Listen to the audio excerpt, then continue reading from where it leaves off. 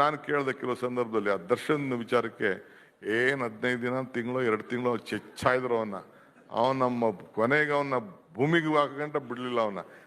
ಏನೇ ಬೆಳಗ್ಗೆ ಸಾಯಂಕಾಲ ಇಷ್ಟೊಂದು ಮಾಡ್ತಾರೆ ಸರ್, ಅದು ಹಾಕ್ಲಿಲ್ಲ ಅಂದ್ರೆ ನಮ್ಮ ಟಿವಿನೇ ಬಿಡಲ್ಲ ಸರ್ ಅಂತಾರಲ್ಲ. ಕ್ರೈಮ್ ಸ್ಟೋರಿ ಅವ್ನು ತೋರಿಸಿಲ್ಲ ಅಂದ್ರೆ ನಮ್ಮ ಟಿವಿ ನಡಿಲ್ಲ ಸರ್ ಅಂತ ಹೇಳ್ತಾರೆ. ಸೊ ಹಂಗೆ ಏನು ಮಾಡೋಕ್ಕಾಗಲ್ಲ. ನಿಮ್ದು ಬಹಳ ಕಷ್ಟ ಇದೆ, ನಿಮ್ದು ನಡಿಬೇಕಾದ್ರೆ. ಡಿ ಕೆ ಶಿವಕುಮಾರ್ ಹೇಳ್ತಾರೆ, ನಾನು ಸೈಕಲ್ ಬ್ರೇಕ್ ಹಿಡಿದು ಬಿದ್ದೋಗಿದ್ದಕ್ಕೆ ನೀವು ಸ್ಟೋರಿ ಮಾಡ್ತಿರಲ್ಲ ಏನ್ರಯ್ಯ ನೀವು ಅಂತ ಹೇಳ್ತಾರೆ. ಈ ರಾಜ್ಯದ ಮುಖ್ಯಮಂತ್ರಿಗಳು ಹೇಳ್ತಾರೆ, ಪತ್ರಕರ್ತರನ್ನ ಗದರಿಸ್ತಾರ್ರಿ, ನೀನ್ ಯಾವನೋ ಅಂತ ಕೇಳ್ತಾರೆ. ಇದು ಪತ್ರಕರ್ತರ ಇವತ್ತು ನೈತಿಕತೆ ಉಳಿಸ್ಕೊಂಡಿರುವಂತಹ ಗೌರವ.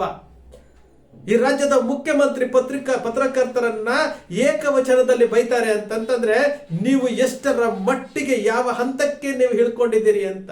ಒಬ್ಬ DCM ಸಂವಾದದಲ್ಲಿ ಕುತ್ಕೊಂಡು ಮಾತನಾಡ್ತಾರೆ ಅಂದ್ರೆ ನೀವು ಯಾರ ಹಂತಕ್ಕೆ ಹೋಗ್ತಿದ್ದೀರಿ ಅಂತೇಳಿ. ಬಸನಗೌಡ ಪಾಟೀಲ್ ಯತ್ನಾಳ್ ಅವರು ನಿಮ್ಮನ್ನ ಚೀಮಾರಿ ಹಾಕ್ತಾರೆ, ವಿಧಾನಸಭೆಯಲ್ಲಿ ಚೀಮಾರಿ ಹಾಕ್ತಾರೆ ಅಂತಂದ್ರೆ ನೀವು ಯಾರ ಹಂತಕ್ಕೆ ಹೋಗ್ತಾ ಇದ್ದೀರಿ ಅಂತ.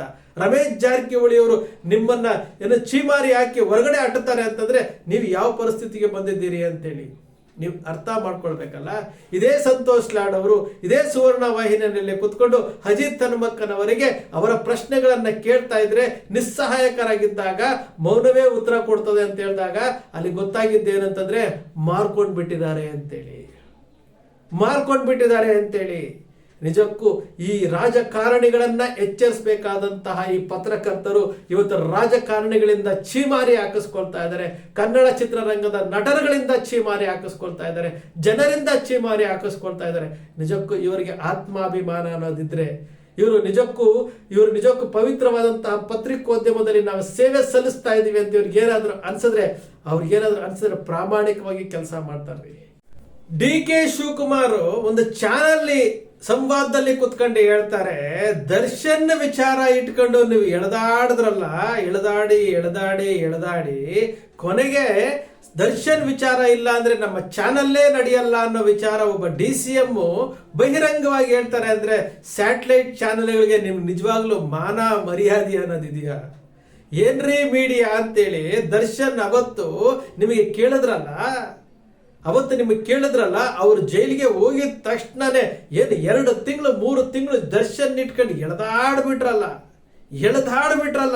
ನಮ್ಮ ಅಜಿತ್ ಹನುಮಕ್ಕನವರಂತೂ ದರ್ಶನ್ ಮೇಲೆ ಮುಗಿ ಬಿದ್ದಿದ್ದೇನು, ದರ್ಶನ್ಗೆ ಜೀವಾವಧಿ ಶಿಕ್ಷೆ ಆಗೇ ಬಿಡ್ತು, ನೇಣಿಗೆ ಹಾಕೇ ಬಿಟ್ರು, ಜೈಲಿಗೆ ಹೋಗ್ಬಿಟ್ರು, ಏನೇನ್ ಚರ್ಚೆ ಆಯ್ತು. ದರ್ಶನ್ ಬೆರಳು ಹಿಂಗ್ ತೋರಿಸ್ಬಿಟ್ರು, ದರ್ಶನ್ ಹಾಗೆ ಮಾಡಿಬಿಟ್ರು, ಏನೆಲ್ಲ ಮಾಡಿ ನಿಮ್ಮ TRPಗೋಸ್ಕರವಾಗಿ ಇಡೀ ಪತ್ರಿಕೋದ್ಯಮವನ್ನೇ ಅಡ ಇಟ್ಬಿಟ್ರಲ್ಲ. ಇದನ್ನೇ ರೀ DK ಶಿವಕುಮಾರ್ ನಿಮ್ಗೆ ಹೇಳ್ತಾ ಇರುವಂತದ್ದು. ಇದನ್ನೇ ರೀ ಸಂತೋಷ್ ಲಾಡ್ ನಿಮ್ಮ ಸ್ಟುಡಿಯೋದಲ್ಲಿ ಕುತ್ಕೊಂಡು ನಿಮ್ಮ ಅಸಹಾಯಕತೆಯನ್ನ ಹೇಳ್ತಾ ಇರುವಂತದ್ದು. ಇದನ್ನೇ ರೀ ಸೌಮ್ಯ ರೆಡ್ಡಿ ಅವರು ನಿಮಗೆ ತಾಯಿ ಮೇಲೆ ಆಣೆ ಮಾಡಿಸಿದ್ದು. ಇದನ್ನೇ ರೀ ಜನಾರ್ದನ್ ರೆಡ್ಡಿ ನಿಮಗೆ ಚೀಮಾರಿ ಹಾಕಿದ್ದು. ಇದನ್ನೇ ರೀ HD ಕುಮಾರಸ್ವಾಮಿ ನಿಮಗೆ ಚೀಮಾರಿ ಹಾಕಿದ್ದು. ಇದನ್ನೇ ರೀ ರಮೇಶ್ ಕುಮಾರ್ ಅವರಿಗೆ ನಿಮಗೆ ಚೀಮಾರಿ ಹಾಕಿದ್ದು. ಕಂಡವರೆಲ್ಲ ನಿಮ್ಮ ಪತ್ರಿಕೋದ್ಯಮದಲ್ಲಿರುವಂತಹ ಸ್ಯಾಟಲೈಟ್ ಚಾನೆಲ್ಗಳಿಗೆ ನೇರವಾಗಿ ಚೀಮಾರಿ ಹಾಕಿದ್ರು ನಮ್ಗೆ ಏನೂ ಆಗಿಲ್ಲ ಅಂತೇಳಿ ಮುಖ ಒರೆಸ್ಕೊಂಡ ನೀವು ಪತ್ರಿಕೋದ್ಯಮದಲ್ಲಿ ಇದ್ದೀರಿ ಅಂತಂದ್ರೆ ನಿಜಕ್ಕೂ ನಾಚಿಕೆ ಆಗುತ್ತೆ. ಈ ರಾಜ್ಯದ ಉಪಮುಖ್ಯಮಂತ್ರಿ ಒಂದು ಟಿವಿ ಸಂವಾದದಲ್ಲಿ ಕೂತ್ಕೊಂಡು ನಿಮ್ಮ TRPಯ ತೆವರ ಬಗ್ಗೆ ಮಾತಾಡ್ತಾರೆ, ನಿಮ್ಮ TRPಯ ಹಪಾಪಿ ಬಗ್ಗೆ ಮಾತಾಡ್ತಾರೆ, ದರ್ಶನ್ ವಿಚಾರದಲ್ಲಿ ನೀವು ನಡ್ಕೊಂಡಂತ ವಿಚಾರವನ್ನ ಮಾತಾಡ್ತಾರೆ. ಇದೇ DK ಶಿವಕುಮಾರ್ ಹೇಳ್ತಾರೆ, ನಾನು ಸೈಕಲ್ ಬ್ರೇಕ್ ಹಿಡಿದು ಬಿದ್ದೋಗಿದ್ದಕ್ಕೆ ನೀವು ಸ್ಟೋರಿ ಮಾಡ್ತಿರಲ್ಲ ಏನ್ರಯ್ಯ ನೀವು ಅಂತ ಹೇಳ್ತಾರೆ.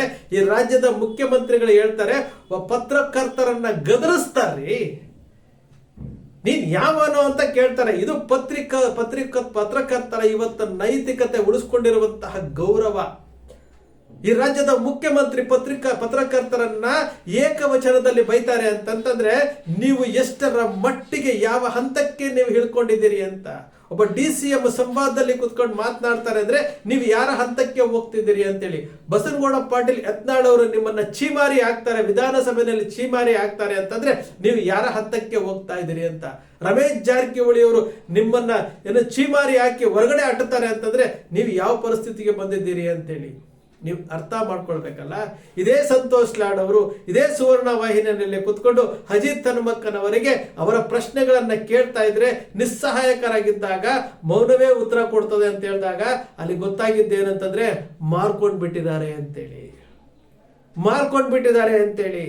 ನಿಜಕ್ಕೂ ಈ ರಾಜಕಾರಣಿಗಳನ್ನ ಎಚ್ಚರಿಸಬೇಕಾದಂತಹ ಈ ಪತ್ರಕರ್ತರು ಇವತ್ತು ರಾಜಕಾರಣಿಗಳಿಂದ ಛೀಮಾರಿ ಹಾಕಿಸ್ಕೊಳ್ತಾ ಇದ್ದಾರೆ, ಕನ್ನಡ ಚಿತ್ರರಂಗದ ನಟರುಗಳಿಂದ ಛೀಮಾರಿ ಹಾಕಿಸ್ಕೊಳ್ತಾ ಇದ್ದಾರೆ, ಜನರಿಂದ ಛೀಮಾರಿ ಹಾಕಿಸ್ಕೊಳ್ತಾ ಇದ್ದಾರೆ.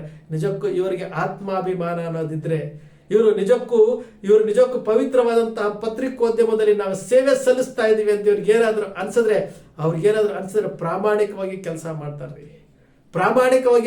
ಮಾಡ್ತಾರೆ. ನಿಜಕ್ಕೂ ಅಸಹ್ಯ ಆಗತ್ರಿ. ಭ್ರಷ್ಟ ರಾಜಕಾರಣಿಗಳು, ಭ್ರಷ್ಟಾಚಾರದಲ್ಲಿ ಮುಳುಗಿರುವಂತಹ ರಾಜಕಾರಣಿಗಳು ನಿಮ್ಮ ಮೇಲೆ ಆರೋಪ ಮಾಡ್ತಾರೆ. ಅದು ಕದ್ದು ಮುಚ್ಚಿ ಅಲ್ಲ, ನೇರವಾಗಿ ಆರೋಪ ಮಾಡ್ತಾರೆ. ಅರ್ಥ ಮಾಡ್ಕೊಳ್ಬೇಕಲ್ಲ. ಪಬ್ಲಿಕ್ ಟಿವಿಯ ರಂಗಣ್ಣ ಬಿಗ್ ಬುಲೆಟಿನ್ ಅಲ್ಲಿ ಕುತ್ಕೊಂಡು ಉದ್ದುದ್ದ ಭಾಷಣ ಮಾಡ್ತಿರಲ್ಲ, ಸಣ್ಣ ಪುಟ್ಟ ವಿಷಯಗಳಿಟ್ಕೊಂಡು ಒಂದು ಗಂಟೆ ತಳ್ತಿರಲ್ಲ. ವಿಚಾರ ಮಾಡ್ರಿ ಪಬ್ಲಿಕ್ ಟಿವಿ ರಂಗಣ್ಣವ್ರೆ, ನೀವು ಹಿರಿಯ ಪತ್ರಕರ್ತರು ವಿಚಾರ ಮಾಡ್ಬೇಕಲ್ಲ. DCM ಅವರು ಅವತ್ತು ಕುತ್ಕೊಂಡು ಮಾತಾಡ್ತಾರೆ ಒಂದು ಚಾನೆಲ್ ಅಲ್ಲಿ ಅಂತಂದ್ರೆ ಅದನ್ನ ಆತ್ಮಾವಲೋಕನ ಮಾಡ್ಕೊಳ್ಬೇಕಲ್ಲ ನೀವು.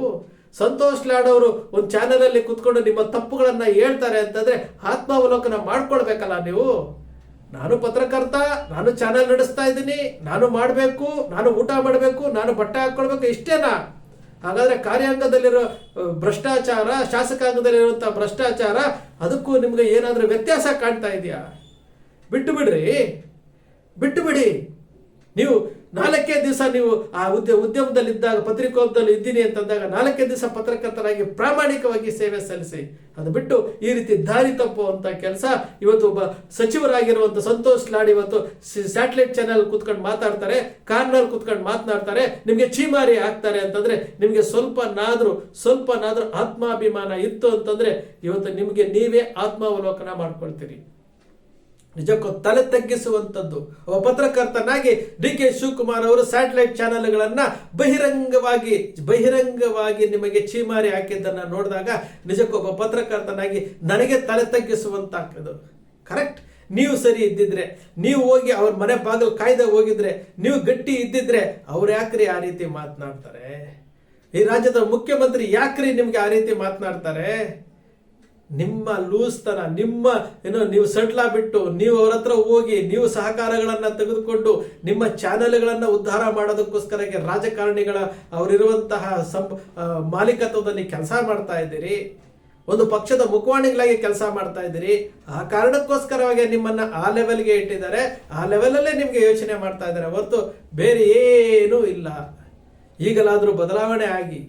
ಇದು ಫ್ರೆಶ್ ನ್ಯೂಸ್, ಇದು ಹಳೆ ನ್ಯೂಸ್ ಅಲ್ಲ, ಇದು ಫ್ರೆಶ್ ನ್ಯೂಸ್. ಇದು DK ಶಿವಕುಮಾರ್ ಅವರು ಈ ರಾಜ್ಯದ ಉಪಮುಖ್ಯಮಂತ್ರಿಗಳು ಒಂದು ಚಾನೆಲ್ ನಲ್ಲಿ ಕುತ್ಕೊಂಡು ಸಂವಾದ ಕಾರ್ಯಕ್ರಮದಲ್ಲಿ ನಿಮಗೆ ದರ್ಶನ್ ಬಗ್ಗೆ ಹೇಳಿರುವಂತದ್ದು. ನಾಚಿಕೆ ಆಗುತ್ತೆ.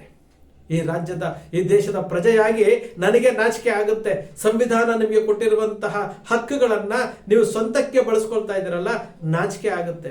ಸ್ನೇಹಿತರೆ, ನಿಮ್ಮ ಅಕ್ಷರ ಮೀಡಿಯಾ ಸೃಷ್ಟಿ ಮಾಡೋದಿಲ್ಲ, ಕಲ್ಪನೆ ಮಾಡೋದಿಲ್ಲ, ವಾಸ್ತವದ ವಿಚಾರವನ್ನು ವಿಶ್ಲೇಷಣೆ ಮಾಡುತ್ತೆ. ನಿಮ್ಮ ಅಕ್ಷರ ಮೀಡಿಯಾದ ವಿಶ್ಲೇಷಣೆ ನಿಮ್ಗೆ ಇಷ್ಟ ಆಯ್ತು ಅಂದ್ರೆ ಸಬ್ಸ್ಕ್ರೈಬ್ ಆಗಲಿಲ್ಲ ಅಂದ್ರೆ ಸಬ್ಸ್ಕ್ರೈಬ್ ಮಾಡ್ಕೊಳ್ಳಿ, ಪಕ್ಕದಲ್ಲಿ ಕಾಣುವಂತ ಬೆಲ್ ಐಕಾನ್ ಪ್ರೆಸ್ ಮಾಡಿ, ಶೇರ್ ಮಾಡಿ, ಪ್ರೋತ್ಸಾಹ ನೀಡಿ.